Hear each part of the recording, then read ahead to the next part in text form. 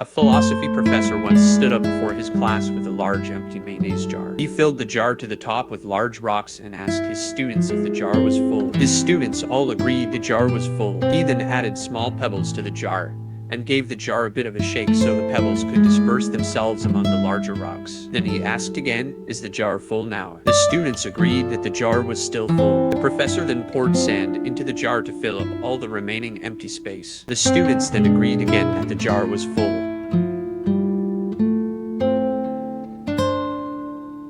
In this story, the jar represents your life, and the rocks, pebbles, and sand are the things that fill up your life. The rocks represent the most important projects and things you have going on, such as spending time with your family and maintaining proper health. This means that if the pebbles and the sand were lost, the jar would still be full and your life would still have meaning. The pebbles represent the things in your life that matter, but that you could live without. The pebbles are certainly things that give your life meaning, such as your job, house, hobbies, friendships, but they are not critical for you to have a meaningful life. These things often come and go and are not permanent or essential to your overall well-being. Finally, the sand represents the remaining filler things in your life and material possessions. This could be small things such as watching television, browsing through your favorite social media site, or running errands. These things don't mean much to your life as a whole and are likely only done to waste time or get small tasks accomplished.